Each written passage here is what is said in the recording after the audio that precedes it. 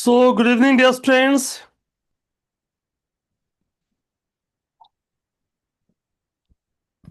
क्या मैं आपको दिख रहा हूँ, ऑडिबल हूँ? AV is fine. So, good evening, students. Yeah, AV is fine. So, dear students, मैं अजीत तिवारी पूरी टीम जीनो आईएएस की तरफ से आप लोगों का बहुत बहुत स्वागत करता हूं। थोड़ी आज के सेशन की टाइमिंग थोड़ी सी चेंज है। कल हम लोगों ने जीएस पेपर 1 को 1 PM पे डिस्कस किया था, कोई बात है नहीं उसमें। और आप लोग जल्दी से जुड़ जाए। आज के जीएस पेपर 3 को हम लोग डिस्कस करने वाले हैं, जिसमें इंडियन इकोनॉमी के टॉपिक्स रोहित सर लेंगे, एनवायरमेंट, डिजास्टर और साइंस एंड टेक के टॉपिक्स मैं लूंगा, और हमारे मनोज जायसवाल सर जो आपको आंतरिक सुरक्षा, इंटरनल सिक्योरिटी के टॉपिक्स लेंगे। तो बड़ी ही एक्सपीरियंस टीम है जीनो आईएएस की, आप जैसा कि देख रहे हो। और लगे हाथ में आपको ये भी बता दूं कि इवनिंग में 7 PM पे जीएस पेपर 4 इथिक्स, इंटीग्रिटी और एप्टीट्यूड का भी हम डिस्कशन करने वाले हैं। मैं सेशन को आगे बढ़ाऊं उसके पहले आइए जरा हम पेपर के बारे में चर्चा कर लें। ठीक। रोहित सर, मनोज सर, आप दोनों का बहुत बहुत स्वागत है। तो सबसे पहले मैं मनोज सर आपसे पूछना चाहूंगा कि पेपर सर देखा आपने, पेपर आपके पास है, आप डिस्कस करने वाले हो। और अगर सर हम लास्ट ईयर के ट्रेंड से तुलना करें, इस बार के पेपर को आपने कैसा पाया, कितना एक्सपेक्टेड आपको लगा, Manoj sir? Hello everyone and Ajit sir, thank you. देखिए, एक्चुअली अगर ओवरऑल पेपर 3 की बात करें तो मैं तो भाई साइंस एंड टेक और एनवायरनमेंट और इकोनॉमी का एक्सपर्ट तो हूं नहीं, तो उस पर तो आप ही लोग चर्चा करेंगे। मैं जहां तक इंटरनल सिक्योरिटी का टॉपिक है उस पर कहना चाहूंगा कि एकदम एक्सपेक्टेड लाइन पर क्वेश्चन आया है। आप देखिए सर, नॉर्थ ईस्ट में प्रॉब्लम थी, नॉर्थ ईस्ट से क्वेश्चन पूछा। फिर सरकार ने पूरी तरह से लेफ्ट विंग एक्सट्रीमिज्म को 31 मार्च 2026 का एक डेडलाइन दिया कि हम इसको खत्म कर देंगे, वहां से क्वेश्चन आया। फिर टेररिज्म पर हमने पाकिस्तान में घुस करके टेररिस्ट जो है कैंप्स को तबाह किया, वहां से क्वेश्चन आया। तो कहने का मतलब ये है कि इंटरनल सिक्योरिटी के जितने भी क्वेश्चन हैं वो बेसिकली सारे के सारे जो है एक्सपेक्टेड रहे हैं।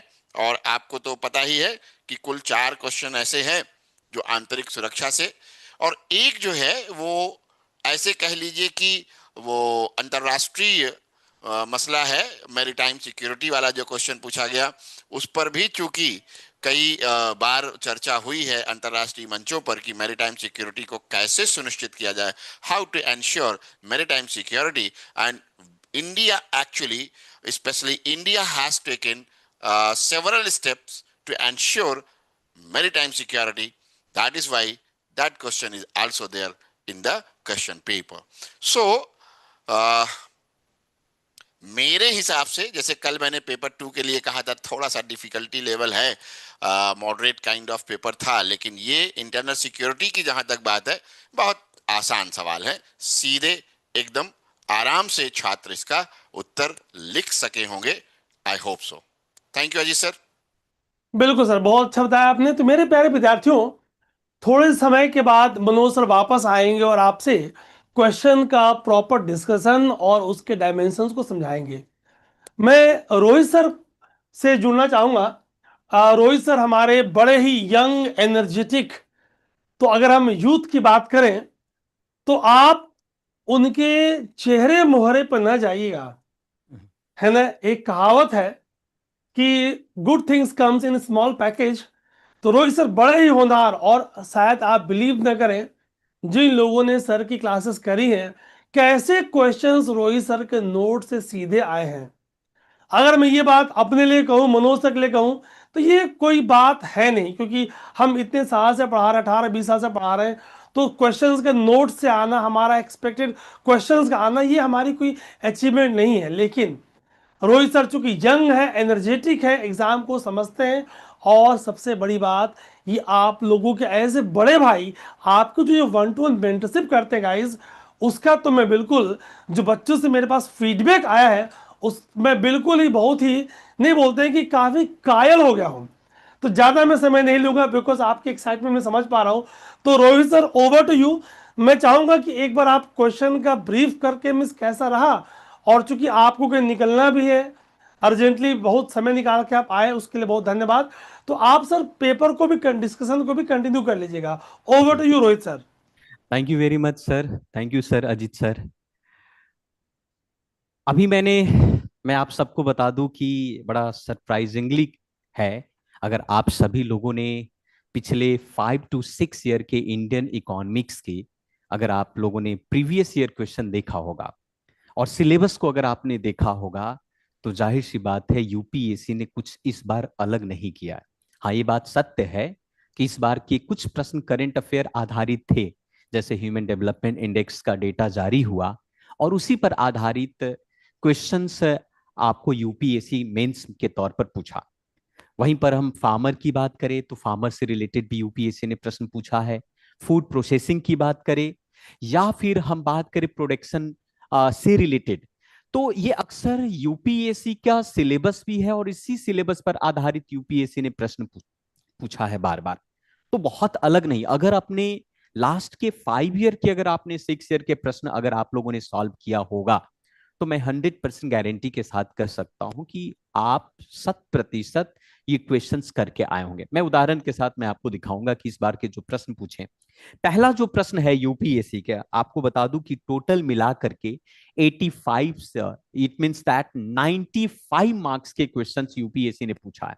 हर साल पूछता है। इकोनॉमी का एक बहुत बड़ा हिस्सा जीएस थर्ड में होता है। जीएस थर्ड का में इकोनॉमी का कंट्रीब्यूशन जो है एसे राइटिंग, हालांकि इस बार एसे राइटिंग में अगर देखा जाए तो कंप्लीटली जो फिलोसफिकल था, उसमें उस तरीके के ना करंट अफेयर का कोई इंपैक्ट किसी भी प्रकार का। लेकिन इसमें अगर आप देखेंगे, जैसे मैं पहले क्वेश्चंस को मैं आपको दिखाना चाहूंगा कि जो पहला क्वेश्चन इस बार आपको बता दूं कि डिस्टेंस ह्यूमन डेवलपमेंट इंडेक्स का डेटा इस बार जारी की गई है, यूपीए जारी किया गया है यूनाइटेड नेशन डेवलपमेंट प्रोग्राम के द्वारा। भारत ने काफी क्रिटिसाइज भी किया कि भारत को थोड़ा अलग तरीके से दिखाया जाता है। कई बार हम क्लासरूम में इस बात पर हम चर्चा करते हैं, ह्यूमन डेवलपमेंट इंडेक्स को लेकर, बाकी अन्य चीजों को लेकर, और अक्सर हमने क्लासरूम में बार बार इस बात पर जोर देते हुए कहा कि भाई यूपीएससी में इससे भी पहले कई बार प्रश्न पूछ चुका है, और जाहिर सी बात है कि इस बार भी इन्होंने प्रश्न पूछा।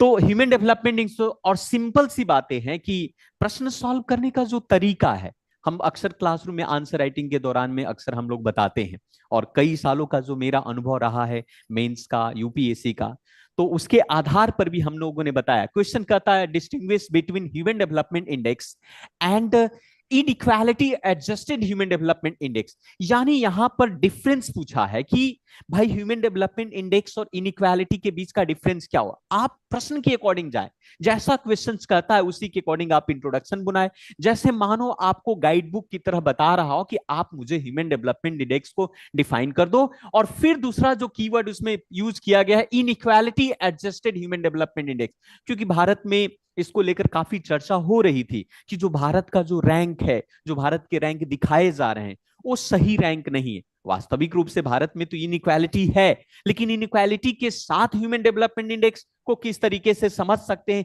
इसके बारे में क्या दिखाता है। जैसे उदाहरण के तौर पर ह्यूमन डेवलपमेंट इंडेक्स में हम लोग हेल्थ, एजुकेशन और स्टैंडर्ड लिविंग की बात करते हैं, वहीं पर ह्यूमन डेवलपमेंट इंडेक्स इनइक्वालिटी की अगर हम बात करें तो ये दिखता है कि actually how equality this benefited आज शेयर। तो एक बेहतर सा इंट्रोडक्शन बना देना था, और इंट्रोडक्शन बनाने के बाद उसी बॉडी के अंदर में ये बताना है कि भाई एचडीआई क्या है, ह्यूमन डेवलपमेंट इंडेक्स क्या है, किसके द्वारा जारी किया जाता है, यूनाइटेड नेशन डेवलपमेंट प्रोग्राम के द्वारा। ये प्रश्न बहुत ही आसान रहा है। हर एस्पायरेंट जो यूपीएससी की तैयारी करता है, प्रीलिम्स में भी प्रश्न पूछे जाते हैं, मेंस में भी प्रश्न पूछे जाते हैं, और इसके सारे डायमेंशंस को इस पर चर्चा करने की जरूरत थी, जैसे एजुकेशन, इनकम और लाइफ एक्सपेक्टेंसी से रिलेटेड। वहीं पर आईएसडीए के बारे में थोड़ा सा हो सकता है बच्चों में ये समझ की कमी हो कि दरअसल ये नया टर्म कैसे आ गया, inequality adjusted human development index.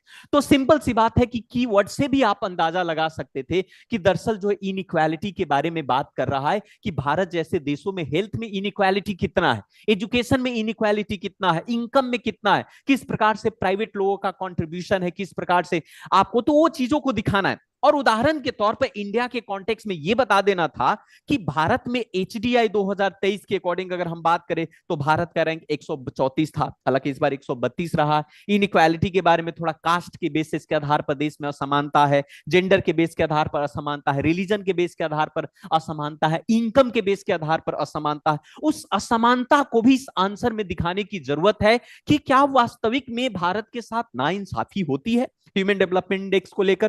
तो थोड़ी सी अगर आपको अंडरस्टैंडिंग अगर है इस टॉपिक के, तो इस प्रश्न को लिखना बहुत ही आसान था। बात करें इंक्लूसिव से लेकर, फिर क्वेश्चन क्या था कि व्हाई आईएसडीआई इज बेटर। हाँ, ये प्रश्न है कि भारत जैसे देशों के लिए inequality adjusted human development index better क्यों है। आप बता सकते हैं कि भाई इसके पीछे की कारण क्या हो, जस्टिस से लेकर के जो जो भी हमारे देश की कमियां हैं उसके अंदर में आपको, और फाइनली एक कंक्लूजन बना देना था। ये बहुत ही सिंपल प्रश्न रहा है और प्रीवियस ईयर में भी कई बार ये प्रश्न पूछे गए। दूसरा प्रश्न नंबर जो था, सेकंड था, जिसका संबंध था चैलेंजेस।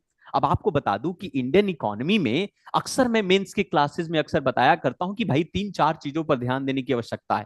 अक्सर यूपीएससी इकोनॉमी अगर है तो चैलेंजेस आएगा। यहां पर कहता है कि हम जिस प्रकार से फ्री ट्रेड और मल्टीलैटरलिज्म, प्रोटेक्टिज्म और बाइलैटरलिज्म, आप लोगों ने देखा कि जिस प्रकार से चाइना और अमेरिका जैसे देशों के बीच में ट्रेड वॉर हो रहा है, जब से ट्रंप साहब आए हैं तो पूरे विश्व में एक नई प्रकार के सिनेरियो को तैयार किया है। तो उस पर आधारित ये प्रश्न एक तरीके का है।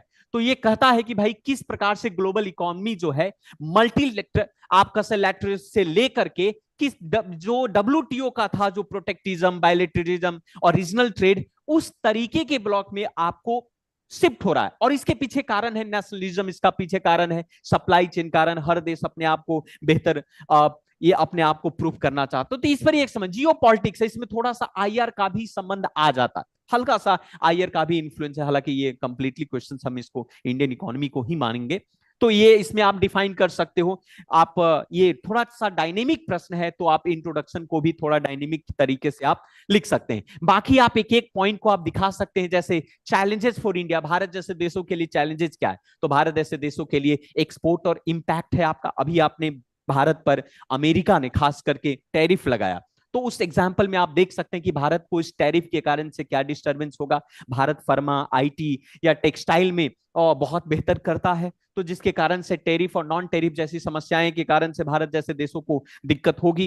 भारत कहीं ना कहीं डब्ल्यूटीओ, वीकेनिंग द डब्ल्यूटीओ, जो सुरक्षा जो है वर्ल्ड ट्रेड ऑर्गेनाइजेशन के थ्रू भारत जैसे देशों को मिलता था, वो सुरक्षा कहीं ना कहीं यहां पर नहीं मिलता हुआ दिख रहा है। तो ये चीजें भी आप लिख सकते हैं, सप्लाई चेन के बारे में लिख सकते हैं, एफडीआई के कंसर्न के बारे में लिख सकते हैं, और किस प्रकार से अमेरिका, यूरोपियन यूनियन, चाइना जैसे देश का जो प्रेशर भारत जैसे देशों पर पड़ रहा है, इसके बारे में भी चर्चा कर सकते हैं।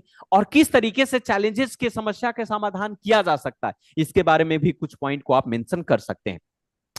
नेक्स्ट प्रश्न है आपका, explain the factor influence decision of the power. एक चीज याद रखिए, अगर आप सिविल सर्विसेज की तैयारी कर रहे हैं, और मैं बार बार कहता हूं कि इकोनॉमी का भी जो प्रश्न होता है बहुत ही एक तरीके से देखा जाए तो पहले से ही प्रिडिक्टेबल होता है, और क्योंकि सिलेबस के ही आसपास प्रश्न पूछे जाते हैं, तो फार्मर से तो हर साल प्रश्न पूछे जाते हैं, तो इसमें कोई दो नया तो है नहीं। हाँ, ये बात है कि अगर आपने करंट अफेयर को अच्छी तरीके से अपडेट किया, खुद को अपडेट किया, तो आपके लिए इस तरीके के प्रश्न को लिखना बहुत ही आसान हो जाता है। तो यहां पर कहता है कि भाई explain the factor influencing the decision of the farmer on the selection of the high value crops in India, Bharat जैसे देशों के अंदर में। तो तो जाहिर सी बात इंट्रोडक्शन में आप लिख सकते हो कि भाई जिस प्रकार के हाई वैल्यू क्रॉप्स हैं, एग्जाम्पल में फ्रूट्स हैं, वेजिटेबल हैं, स्पाइसेस हैं, फ्लावर्स हैं और मेडिकल प्लांट्स है, इस तरीके के हाई रिटर्न्स देता है भारत जैसे, तो उसको हम प्रॉपर तरीके से डिफाइन करेंगे और डिफाइन करने के बाद उसको आगे के बॉडी के अंदर में हम बताएंगे कि ये फैक्टर कैसे फार्मर के चॉइसेस को इन्फ्लुएंस करता है। जैसे एग्रो क्लाइमेट कंडीशन के बेसिस के आधार पर कि भाई भारत के अंदर में जो फार्मर क्रॉप्स है वो डिपेंड करता है कि उस आसपास के इलाके का क्षेत्र कैसा है, जोग्राफिकल इलाका कैसा है, जैसे फॉर एग्जांपल उसके सॉइल को लेकर, उसके टेम्परेचर को लेकर, उसके इरिगेशन सिस्टम को लेकर, रेनफॉल के लेकर, और उसी के आधार पर क्रॉप्स डिसाइड होता है।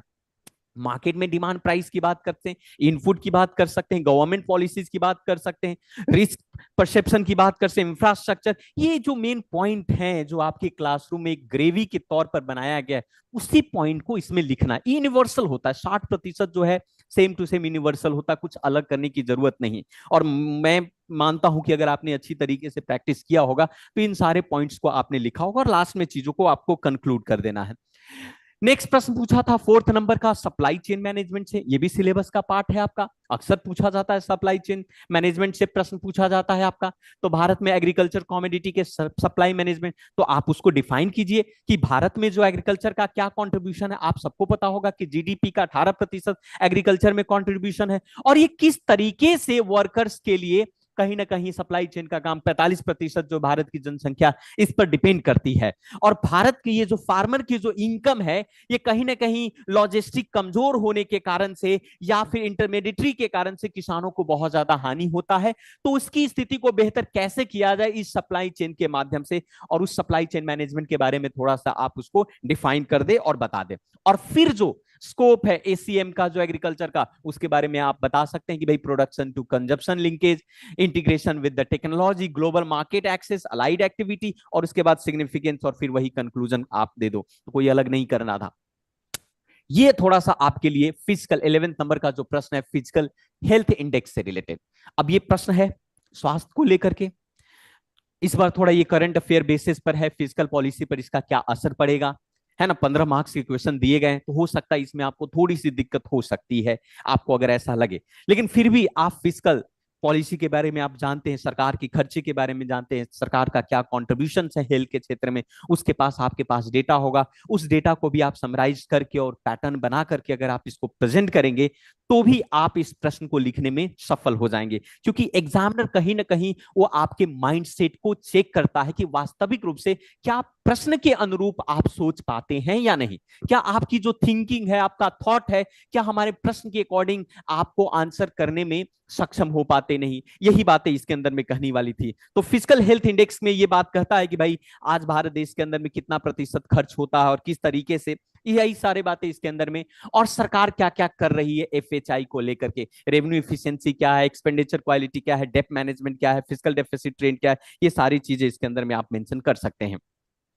उसी प्रकार से एक प्रश्न और भी पूछा गया है, जो अंतिम 17 नंबर का जो प्रश्न है जो यूपीएससी ने पूछा है वो प्रोडक्शन लिंक्ड इनिशिएटिव से, और ये पहली बार नहीं, ये रिपीटेड है। इससे भी पहले यूपीएससी ने इस प्रश्न को उन्होंने क्या किया, यूपीएससी ने इस प्रश्न को पहले भी पूछ चुके हैं, तो ये फर्स्ट टाइम नहीं है, पहले भी पूछा जा चुका है इसके बारे में। सिंपल सी बात है, इस कीवर्ड को डिफाइन करो कि भाई प्रोडक्शन लिंक्ड इनिशिएटिव क्या है, सरकार ने इसे लॉन्च किया, क्या इसका एम था, 2020 से में ही ये आया था। 21-22 में भी ये प्रश्न पूछा गया है कि किस प्रकार से हम डोमेस्टिक मैन्युफैक्चरिंग को बहुत तेजी से हम आगे बढ़ा सकते हैं, हम अपने एक्सपोर्ट को कैसे बढ़ा सकते हैं, और जितने भी भारत देश के अंदर में जो सेक्टर है, खास करके 14 सेक्टर हैं, वो ग्लोबल मैन्युफैक्चरिंग हम हब भारत को कैसे बना सकते हैं। फार्मास्यूटिकल हुआ, इलेक्ट्रॉनिक्स हुआ, रिन्यूएबल एनर्जी हुआ, और इसमें कहीं ना कहीं मेक इन इंडिया जैसे प्रोजेक्ट को सफल कैसे बना सकते हैं, यही सारी बातें हैं। पीएलआई स्कीम को लेकर के ये थोड़ी सी बातें लिख सकते कि भाई इंपोर्ट जो सब्स्टिट्यूशन क्या है, एक्सपोर्ट प्रमोशन क्या है, एम्प्लॉयमेंट क्रिएशन क्या होगा, आत्मनिर्भर भारत का क्या इंपैक्ट होगा, और भारत ने क्या क्या अचीवमेंट किया, इलेक्ट्रॉनिक्स में क्या, फार्मास्यूटिकल में क्या क्या, इन्वेस्टमेंट में क्या, ये मुक्त रूप से। तो कहने का मतलब है कि आपको यूपीएससी ने बहुत अलग इस बार प्रश्न नहीं पूछा, ये पहले भी पूछा जा चुका है। अगर मुझसे पूछेंगे, पिछले मैं 5-6 साल से यूपीएससी का प्रिपरेशन हमने किया, प्रीलिम्स मेंस जैसे एग्जाम्स को क्लियर करने के बाद अंदाजा हो जाता है कि एक कहां कहां से यूपीएससी प्रश्न पूछ सकती है और उसका क्या स्कोप हो सकता है। मेंस बहुत ही प्रिडिक्टेबल होता है, मेंस बहुत ज्यादा टफ मैं तो नहीं मानता हूं खास करके, ठीक है। तो फूड प्रोसेसिंग के बारे में 14 नंबर प्रश्न था फूड प्रोसेसिंग से रिलेटेड। अब देखो फूड प्रोसेसिंग ये पहली बार नहीं प्रश्न है, यूपीएससी ने इससे पहले ही प्रश्न पूछ चुका है फूड प्रोसेसिंग से रिलेटेड। आप देख सकते हैं इंडस्ट्री के बारे में, भारत बहुत सारे फूड मेगा प्रोजेक्ट चला रही है, तो कहीं ना कहीं यूपीएससी इस तरीके के प्रश्न पूछेगी, फूड प्रोसेसिंग क्या होता है, किस तरीके से एग्रीकल्चर और इंडस्ट्री को आपस में लिंक किया जाए, इसको लेकर के तो यह प्रश्न पूछा गया है आपका। ये बहुत ही टफ नहीं, कठिन नहीं, प्रश्न के अकॉर्डिंग आप चलोगे। गवर्नमेंट का क्या इनिशिएशन है, गवर्नमेंट ने कौन सा प्रोग्राम लेकर के आया, उस सारे प्रोग्राम को अगर उसके अंदर में आप ऐड कर देते हैं तो कहीं ना कहीं आप इसका आंसर बहुत शानदार लिख सकते हैं। हाई एग्रीकल्चर बेस क्या है, वैल्यू एडिशन पोटेंशियल क्या है, एम्प्लॉयमेंट इंटर्नशिप क्या है, एक्सपोर्ट प्रमोशन क्या होगा, डबल फार्मर इनकम, वही चीज मैंने कहा ना कि 60% जो कहीं ना कहीं जो प्रश्न की उत्तर की जो ग्रेवी होती है पहले से ही तैयार होती है। और सरकार ने क्या एम्प्लॉयमेंट जनरेशन के लिए क्या सरकार ने योजनाएं लेकर के आई, जैसे प्रधानमंत्री किसान संपदा योजना, आपको मेगा फूड पार्क स्कीम हुआ, ऑपरेशन ग्रीन्स हुआ टॉप को लेकर, PLI scheme for the food processing के लिए क्या है, एफडीआई ऑटोमेशन, ये सारी चीजें जो है यूपीएससी ने इससे पूछा है। तो टोटल मिलाकर अप्रोक्सीमेटली 100 नंबर का प्रश्न इकोनॉमिक से पूछा गया। एक बहुत बड़ा सब्जेक्ट है और इस बार का प्रश्न ओवरऑल अगर आप मुझसे पूछेंगे तो मैं ये कहूंगा कि ये प्रीवियस ईयर पर आधारित था, इसलिए मैं बार बार प्रीवियस ईयर क्वेश्चंस को देखने के लिए, उससे प्रैक्टिस करने के लिए मैं बोलता हूं। करंट अफेयर का थोड़ा सा इसमें इन्फ्लुएंस रहा, क्योंकि मेंस का प्रश्न है तो उत्तर के दौरान नए नए स्कीम, नई नई योजनाओं को अपने उत्तर में तो आप लिखेंगे ही, लेकिन ये सिलेबस पर आधारित था, बहुत ज्यादा डायनेमिक नहीं था। हाँ डायनेमिज्म्स तो है परंतु बहुत ज्यादा नहीं था। तो ओवरऑल अच्छा प्रश्न है, प्रिडिक्टेबल है और हर साल ऐसा ही प्रश्न पूछता है, इसमें कोई दो राय नहीं है। और मैक्सिमम जो प्रश्न मैंने नोट्स के दौरान मैंने करवाए हैं, खास करके आप हमारे एग्रीकल्चर के नोट्स अगर आप देखोगे, आप मेरे खास करके इकोनॉमिक्स के नोट देखोगे, तो मैं गारंटी के साथ कहता हूं कि मेरा 95% जो है नोट से ही आता है। आता है क्या, हम लोग उसी रिसर्च के बेसिस के आधार पर काम करते हैं, ऐसा नहीं है कि कोई नया कर रहे हैं हम लोग। जो जिसने भी यूपीएससी को कई सालों से पढ़ा है, सीखा है, जिया है, तो उसके लिए प्रश्न कहीं ना कहीं आसान होता है। तो यही था and thank you very much Ajit sir.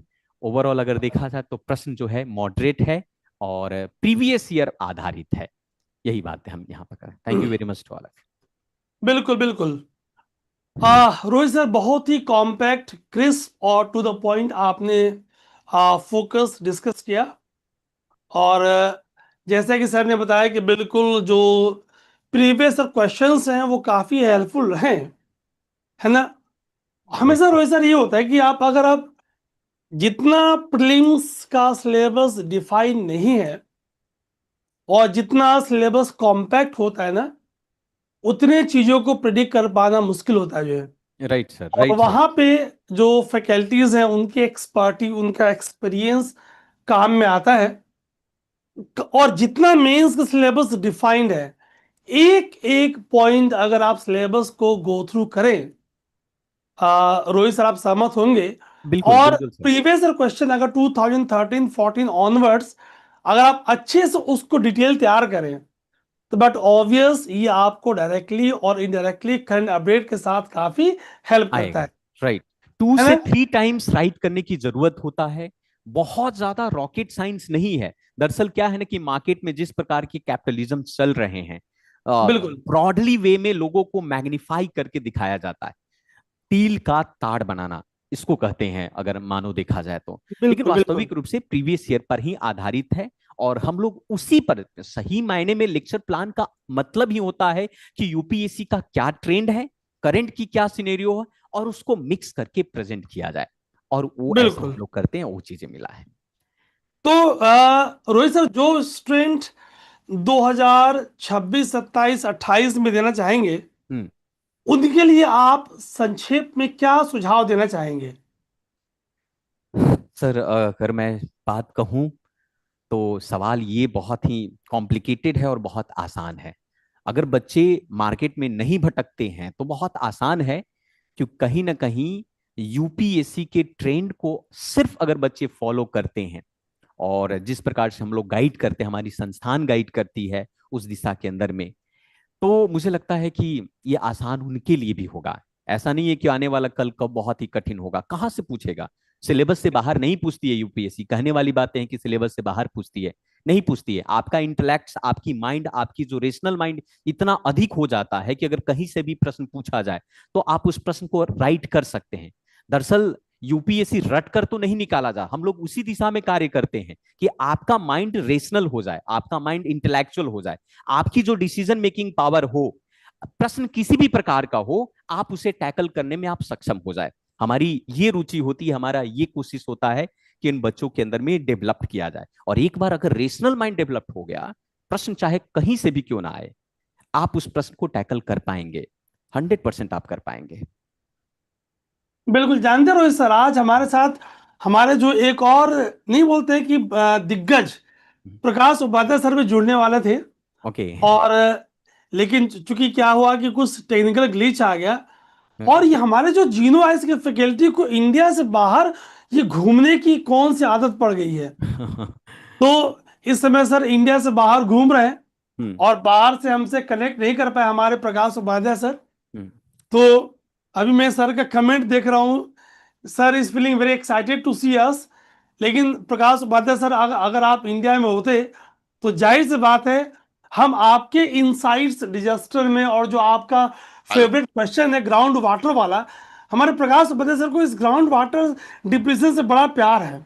Right. तो हमसे उनसे चर्चा भी हो रही थी। ठीक है, फिलहाल मैं बच्चों की उत्सुकता समझ पा रहा हूँ। तो रोहित सर, बहुत बहुत धन्यवाद, आपको भी थैंक यू वेरी निकलना मच है। Sir. Thanks lot. Okay. Manoj Jaiswal sir, thank क्या यू वेरी आप मच। जुड़ गए हैं? हाँ बिल्कुल बिल्कुल सर। तो सर मनोज सर, थोड़ा सा आप इंटर सिक्योरिटी के क्वेश्चंस डील कर लीजिए, फिर उसके बाद जी। में धमाके के साथ, गाजे बाजे के साथ डिटेल में साइंस एंड टेक, एनवायरनमेंट और डिजास्टर को डील करूंगा। ठीक है, जी। Over to you Manoj sir.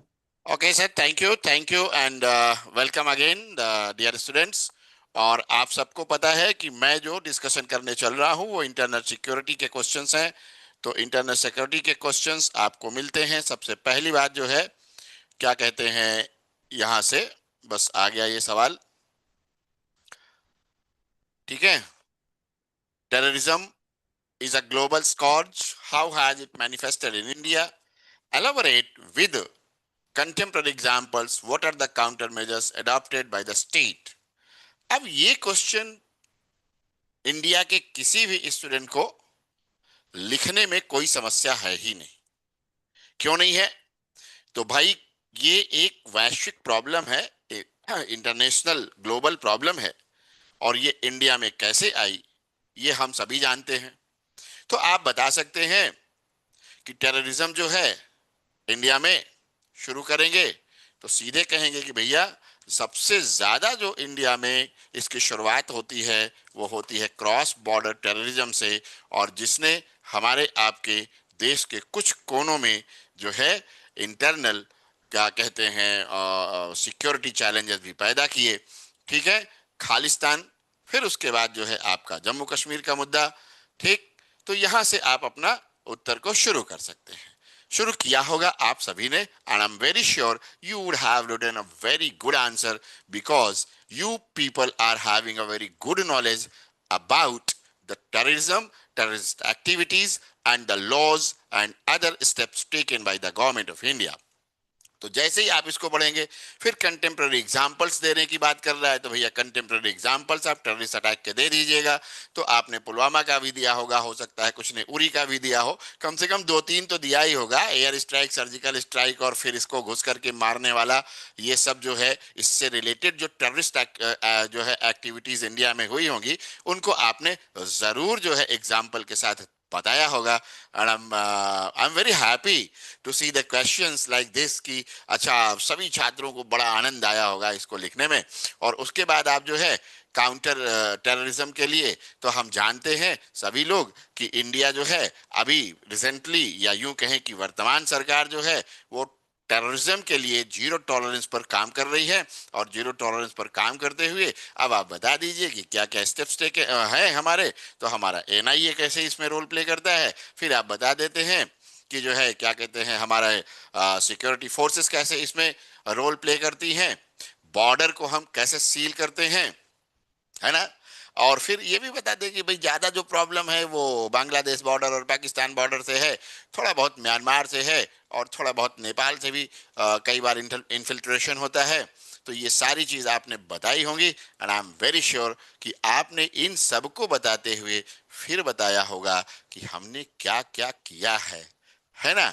तो निश्चित रूप से आपने जरूर बताया होगा, और लीगल एस्पेक्ट्स आपने लिखे ही होंगे। बहुत ही अच्छा उत्तर सबने इसका लिखा होगा। मैं इसको लेकर के फुल्ली कॉन्फिडेंट हूं। I do not have any second thought in my mind. ठीक है, तो चलिए, ये मजेदार क्वेश्चन आप लोगों ने बहुत अच्छे से लिखा होगा। फिर आते हैं, the government of India recently stated that left wing extremism will be eliminated by 2026. What do you understand by LWE, and how are the people affected by it? What measures have been taken by the government to eliminate left wing extremism? क्या बढ़िया सवाल सब ने तैयार किया रहा होगा। सब ये सोच करके मोस्ट, मतलब मैं तो पूरे विश्वास में हूं कि सभी स्टूडेंट्स ने इसको एक्सपेक्ट किया होगा, यार लेफ्ट विंग एक्सट्रीमिज्म तो आएगा आएगा, आया है। तो आप बताएंगे कि लेफ्ट विंग एक्सट्रीमिज्म जो है वो किस तरह से हमारे यहाँ मैनिफेस्ट होता है। तो सबसे ज्यादा इसको नक्सलिज्म भी कहा जाता है, और ये लोग माओइस्ट आइडियोलॉजी के को फॉलो करते हैं, माओवादी होते हैं बेसिकली। जो माओ से तुंग थे उनकी आइडियोलॉजी को फॉलो करते हैं, और इनको लेफ्ट विंग के जो है बहुत सारे जो इंटेलेक्चुअल्स हैं उनका भी सपोर्ट मिल जाता है कई बार। और इस तरह से ये हमारे इंटरनल सिक्योरिटी के लिए कितना बड़ा खतरा है। आपने थोड़ा बहुत खाका भी बता दिया होगा, ज्यादा नहीं बताना। अगर किसी ने ज्यादा ये एग्जाम्पल दे दिए होंगे, यहाँ यहाँ यहाँ महाराष्ट्र में, यहाँ छत्तीसगढ़ में, यहाँ झारखंड में, यहाँ बिहार में, यहाँ उत्तर प्रदेश के किनारे की तरफ वहां, तो ये गलत हो जाएगा। ये उत्तर में नहीं ज्यादा डालना था, बस बताना था कि भाई कैसे है ये। फिर लेफ्ट विंग एक्सट्रीमिज्म को बता करके आप बता दिया कि भाई ये ऐसे ऐसे है, और इसका आइडियोलॉजिकल सपोर्ट माओवादिज्म है, और उसके बाद जो है इससे कैसे लोग अफेक्ट हुए हैं। तो आपको बताना है कि भैया पूरा का पूरा डेवलपमेंट धराशायी हो गया था, लोगों तक कोई चीज पहुंच नहीं पाती थी। इन लोगों ने पैरेलल गवर्नमेंट जैसी चलानी शुरू कर दी थी, और जो है वायलेंस इनका सबसे बड़ा हथियार था। और यहां जैसे ही आप बताएंगे तो क्या होगा, पूरी तरह से एक तरह का कह लीजिए कि कोई भी डेवलपमेंटल प्रोजेक्ट उस एरिया में इंप्लीमेंट नहीं हो पा रहा था। अब क्या किया सरकार ने, कहिएगा कि आपने कहा भी होगा, बताया भी होगा कि 3 pronged अप्रोच अपनाया। एक तरफ वायलेंस का जवाब पूरी तरह से वायलेंस के साथ देना, यानी कि काउंटर स्ट्रेटजी, सीआरपीएफ और जो है लोकल पुलिस, सारी की सारी जो है वो क्या कहते हैं फोर्सेस को एक साथ लेकर के। फिर डेवलपमेंट भी खूब करना शुरू किया, और जो है क्या कहते हैं डेवलपमेंट के साथ साथ सरकार ने एक और अप्रोच अपनाया। लोगों को कहा भाई सरेंडर करते जाओ, तुमको जो है मेन स्ट्रीम में लाया जाएगा। और फिर आप बताते चले जाएंगे और बताएंगे कि देखिए अभी वास्तव में बहुत ज्यादा कंट्रोल हो चुका है, बस थोड़े से जिले, कुछ जिले बाकी रह गए हैं। ठीक है, तो ये सारा कुछ आपने डेफिनेटली बताया हो, आई एम श्योर, क्योंकि यह भी क्वेश्चन आपकी एक्सपेक्टेड लाइन पर था। चलिए, इसके बाद जो क्वेश्चन नंबर आता है वो 19th और 20th है, उस पर भी हम लोग डिस्कशन कर लेते हैं। ठीक है, अब ये है कि नॉर्थ ईस्ट के जो मेजर चैलेंजेस हैं इंटरनल सिक्योरिटी के और पीस प्रोसेस के, नॉर्थ ईस्टर्न स्टेट्स, उनमें पूछ रहा है कि कौन कौन से हैं। फिर कहता है कि वेरियस पीस अकॉर्ड्स को आप बताएं, और एग्रीमेंट जो हैं उनको बताएं जो शुरू किए गए हैं सरकार के द्वारा। तो आपको पता है कि मेजर चैलेंजेस जो है, अगर देखा जाए तो यार ये जो चैलेंजेस है ना, ये हिस्टोरिकली हैं। जब ब्रिटिश रूल था इंडिया में तो नॉर्थ ईस्टर्न स्टेट को या एरिया को बहुत ही लूजली एडमिनिस्टर किया गया था, मतलब बहुत कमजोर प्रशासनिक व्यवस्था यहाँ की थी। दूसरा, यहाँ की एथनिसिटी जो है, एथनिक ग्रुप्स जो हैं वो एक दूसरे के साथ हमेशा संघर्ष में रहते हैं। और तीसरा, स्टेट्स के बीच का झगड़ा है मेजर चैलेंजेस पूछ रहा है, स्टेट्स और स्टेट्स के बीच का कई बार बाउंड्री डिस्प्यूट्स और कई बार एथनिसिटी से लेकर के डिस्प्यूट रहता है, और फिर थोड़ा सेंटर और स्टेट से भी तनाव रहा है। जैसे आप देखते हैं कि किसी जमाने में आसाम को लेकर के बहुत बड़ी समस्या थी। और एक और समस्या यहाँ पर जो बहुत बड़ी प्रॉब्लम है भारत की वर्तमान समय में, वो नॉर्थ ईस्ट के कई स्टेट्स में सबसे बड़ी प्रॉब्लम है इलीगल माइग्रेंट्स की, घुसपैठियों की, बांग्लादेशियों की खास करके। तो ये तमाम जो है चैलेंजेस हैं, इनको आपने बताया, और उसके बाद आपको बताना है कि एक दशक में, अब देखिए यहाँ पर क्वेश्चन सीधे कह देता है कि भैया पिछले 10-11 साल में जो डेवलपमेंट हुए हैं उनको बताइए। तो आप 2014 से लेकर के अभी तक के करीब 12 एग्रीमेंट जो हुए हैं, उन सभी एग्रीमेंट्स को आपको बताना है, चाहे वो एवीएनएस एवीसीएनए हो, या फिर जो है आपका आसाम के साथ जो नया वाला सीए आने के बाद जो अकार्ड हुआ वो हो। यानी कि आपको 10, 11, 12 है टोटल, उनमें से जितने याद रहे होंगे आपने श्योरली लिखा होगा। और यह भी क्वेश्चन आपको सबको पता है, this question was also expected. मुझे तो बस मुस्कुराहट आ रही, क्योंकि छात्रों को ये जो मार्क्स हैं 4 क्वेश्चन के, मेरे ख्याल से 100% सबने अच्छे से किया होगा। मुझे कोई संकोच नहीं है इस बात को कहने में। इसके बाद जो क्वेश्चन है, ये बड़ा क्वेश्चन है। इसमें हो सकता है कुछ छात्रों का कुछ एरिया रह गया हो, वो लिख ना पाए हो। जैसे जो क्वेश्चन कहता है कि why is maritime security vital to protect India sea trade, discuss maritime and coastal security challenges and the way forward. कह रहा है कि भाई मैरीटाइम सिक्योरिटी क्यों इतनी जरूरी है इंडिया के मैरीटाइम ट्रेड के लिए। तो आपको सबसे पहले यही बताना चाहिए कि भैया इंडिया का जो क्या कहते हैं, ये क्या है मैरीटाइम, क्या कहते हैं, लो है, मैरीटाइम एरिया है। खास करके मैं अगर एक्सक्लूसिव इकोनॉमिक जोन की बात करूं तो लगभग 2.02 मिलियन स्क्वायर किलोमीटर में फैला हुआ है। फिर दूसरी बात, हमारा जो वॉल्यूम है, जो हम इंटरनेशनल ट्रेड करते हैं, उसका 95% जो है क्या कहते हैं ट्रेड, जो वॉल्यूम है ट्रेड का, मतलब हम 100 क्या कहते हैं आइटम भेज रहे हैं तो 95 हम सी रूट से भेज रहे हैं, या 100 किलो भेज रहे हैं तो 95 किलो सी रूट से भेज रहे हैं। फिर वैल्यू में जो हमारा इंटरनेशनल ट्रेड है, उसका 70% वैल्यू में हम इसी से ट्रेड करते हैं। तो एक्सक्लूसिव इकोनॉमिक जोन हमारी बड़ी बात है। फिर उसके बाद हमारा इंडियन ओशन, और जो है क्या कहते हैं इंटरनेशनल जो लेन्स होती हैं, शिपिंग लेन्स, वे बहुत इंपॉर्टेंट हो जाती हैं। और आपका border area, coastal line 7,517 kilometre का है, छोटा मोटा नहीं है, तो इसलिए भी जरूरी हो जाता है। यानी ये डाटा देने से आप ये बता देते हैं कि why is maritime security vital to be protected. Clear. अब इसके बाद आप आते हैं तो कहते हैं कि भाई maritime and coastal security challenges क्या हैं। तो भैया मैरीटाइम एंड सिक्योरिटी चैलेंजेस में पायरेसी है, इलीगल फिशिंग, अनरिपोर्टेड फिशिंग। कई बार आप देखते हैं श्रीलंका और भारत के जो है मछुआरों के साथ ये प्रॉब्लम हो जाती है। टेररिज्म, इंसर्जेंसी, भाई आप देखिए कसाब वगैरह कहां से घुसे, तो कोस्टल लाइन से घुसे, है ना। फिर बॉर्डर डिस्प्यूट और टेरिटोरियल डिस्प्यूट्स हैं, खास करके टेरिटोरियल वाटर को लेकर के। इंडिया श्रीलंका में कई बार ये होता ही रहता है, आपको पता है, बहुत अच्छे से पता है। और चाइना, साउथ चाइना सी को लेकर के प्रॉब्लम क्रिएट करता है, ये भी आपको अच्छे से पता है, ठीक है।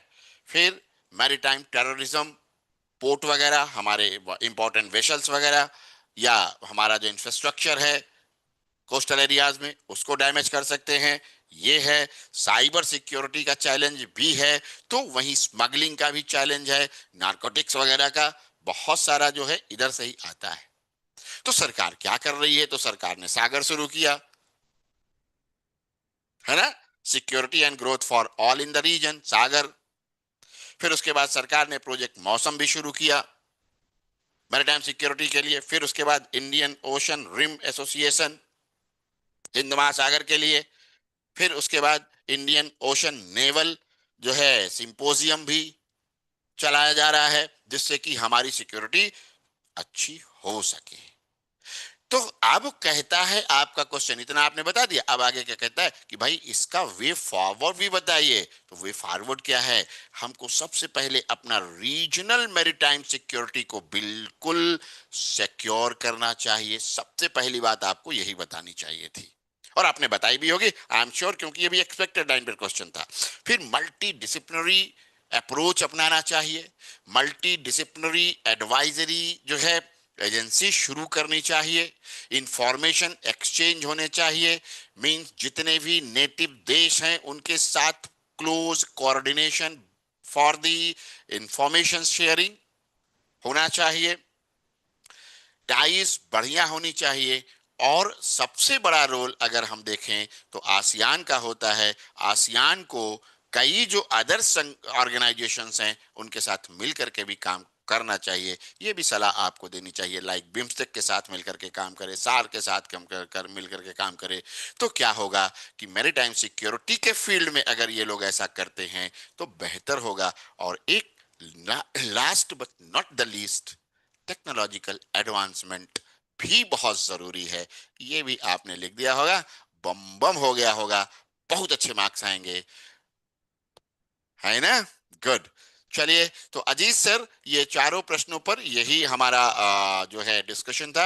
अब मैं चाहूंगा कि आप आएं और आप जो है डायस को कमांड करें, कंट्रोल करें। बिल्कुल सर, बहुत बहुत सर धन्यवाद सर, बहुत ही अच्छा आपने, बहुत ही सर मुस्कुराहट के साथ जो आपने सर बच्चों को बातें समझाई। बच्चों के बिल्कुल सेरिबेलम सेरिब्रम और जो ब्रेन के पार्ट्स वहां बिल्कुल छप की बातें हैं। Thank you sir, thank you sir, बिल्कुल थैंक यू। सर, सर बहुत बहुत धन्यवाद। तो आइए विद्यार्थियों, आइए हम लोग सेशन को आगे बढ़ाते हैं और बहुत ही कॉम्पैक्ट तरीके से चीजों को समझने का प्रयास करते हैं। ये आपके सामने मैंने पेपर का कट करके पीपीटी के फॉर्मेट में लगाया हुआ है, और पेपर में क्वेश्चंस को दोनों माध्यम में पढ़ दूंगा और एक्सप्लेनेशन को बाइलिंगुअल ही रखने वाला हूं, ताकि जो दोनों मीडियम के स्टूडेंट्स हैं वो चीजों को समझ पाए। तो आज हम लोग जीएस पेपर 3 का डिस्कशन कर रहे हैं, जो कि आप तब से देख भी रहे हो। फाइन। और हम लोगों ने काफी क्वेश्चंस डिस्कस कर लिया। क्वेश्चन नंबर 1, 2, 3 अभी रोहित सर ने डिस्कस किया है। फाइन। 4 भी डिस्कस कर लिया है। Now come on question number 5। ठीक। अगर हम क्वेश्चन नंबर 5 की बात करें, क्वेश्चन नंबर 5 की बात करें, the fusion energy program in India has steadily evolved over the past few decades. Okay, mention India's contribution to the International Fusion Energy Project, ITER, International Thermonuclear Experimental Reactor. What will be the implications of the success of this project for the future of global energy? ये आपको 10 marks का question है। 150 words में आपको answer करना है। जो विद्यार्थी हिंदी मीडियम के मुझे देख रहे हैं, भारत में संलयन ऊर्जा कार्यक्रम का पिछले कुछ दशकों में निरंतर क्रमिक विकास हुआ है। एवरीवन, सब लोग आजकल न्यूक्लियर एनर्जी, नाभिकीय ऊर्जा की बात कर रहे हैं। ओके। अंतरराष्ट्रीय संलयन ऊर्जा परियोजना, अंतरराष्ट्रीय ताप निभिकीय प्रायोगिक रिएक्टर में भारत के योगदान का उल्लेख कीजिए। वैश्विक ऊर्जा के भविष्य के लिए इस परियोजना की सफलता की क्या निहितार्थ होंगे? 150 शब्दों में, 150 वर्ड्स में आपको आंसर करना था। ठीक।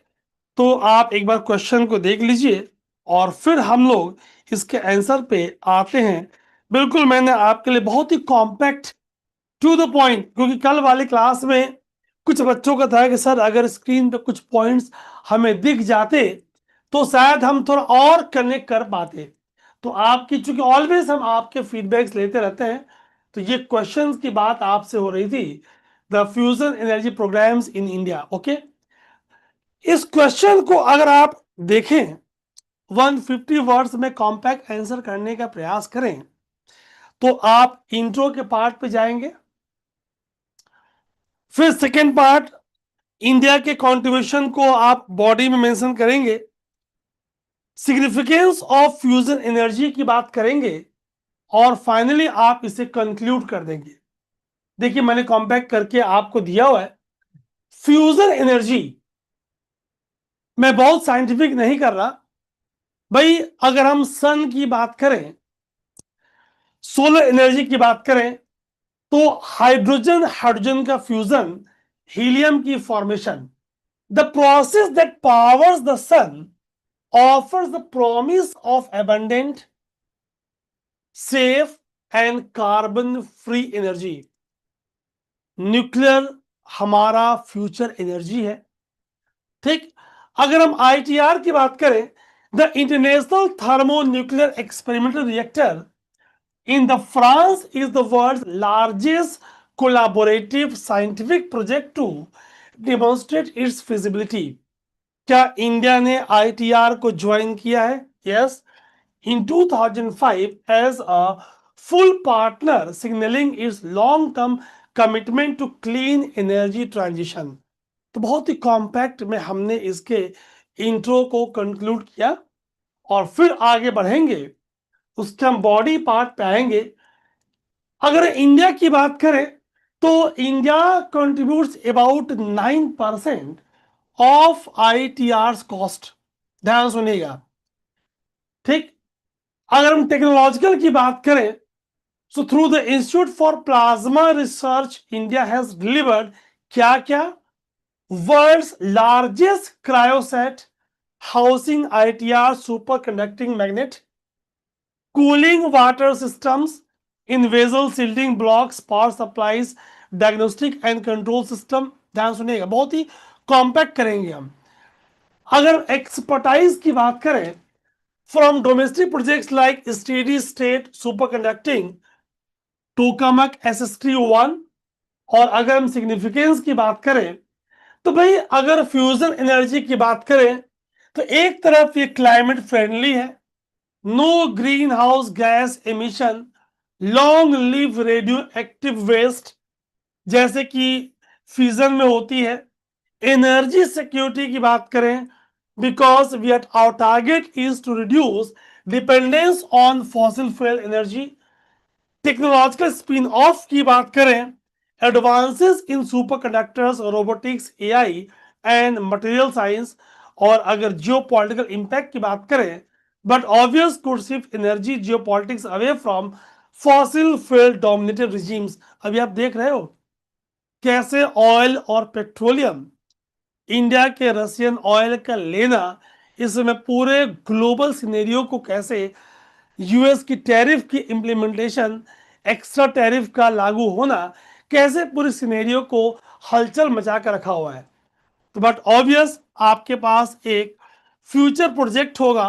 ठीक, अगर कंक्लूड करने की बात करें तो चूंकि 150 वर्ड्स में करना था आपको, India's role in ITER not only enhances its scientific and industrial capability, but also positions it as a stakeholder in the future of clean energy। ऐसा एक और क्वेश्चन आपको अभी आने वाला है। Its successful ITR could pave the way for commercial fusion plants by mid-21st century, helping meet climate goals and ensuring sustainable global energy security। आप देखोगे हमारे पास क्लीन एनर्जी के रिगार्डिंग एक और क्वेश्चन, मैं अगर आपसे बात करूं तो मेरे हाथ में पेपर है, क्वेश्चन नंबर 7 आज का। तो अगर मैं इस वाले क्वेश्चन की बात करूं तो हमने इंट्रो किया compact, pathway to energy dependence बात करी बॉडी में, है ना। चलिए आगे और बढ़ते हैं हम। क्वेश्चन नंबर 6 की बात करें, how can India achieve energy independence through clean technology by 2047। 2047 very important here। How can biotechnology can play a crucial role in this endeavor। अगर इस प्रश्न को मैं हिंदी में पढ़ दूं तो भारतवर्ष 2047 तक स्वच्छ प्रौद्योगिकी के माध्यम से ऊर्जा स्वतंत्रता कैसे प्राप्त कर सकता है? ठीक, जैव प्रौद्योगिकी इस प्रयास में किस प्रकार महत्वपूर्ण भूमिका निभा सकती है? तो आपको एक इंट्रो करना है ब्रीफ, फिर पाथवे टू एनर्जी इंडिपेंडेंस, जो क्वेश्चन है कि how India can achieve energy independence through clean technology, और फिर role of biotech in this process, कि भाई बायोटेक इसमें कैसे हमें हेल्प करने वाला है। तो आइए मैंने इस बात को, इस क्वेश्चन को, अगर हम 2047 की बात करें, right now we are in 2025, और 2047 की बात करें तो हम इंट्रो कैसे लेके प्रोसीड करने वाले हैं, ध्यान से देखिएगा आप। India's energy demand is projected to double by 2047। क्यों भाई? Through urbanisation, urban expansion, through industrialisation, rising living standards, गांव गांव तक एसी पहुंच चुकी है ना? Achieving energy independence by 2047 coinciding with India's century of independence, भाई आजादी के हम 100 वर्ष मना रहे होंगे 2047। अभी आपने इंडिपेंडेंस डे में पीएम की लाल किले से स्पीच सुनी, भाई विकसित भारत बाय 2047, ठीक, requires reducing fossil fuel import while ensuring sustainability। भाई हम चाह रहे हैं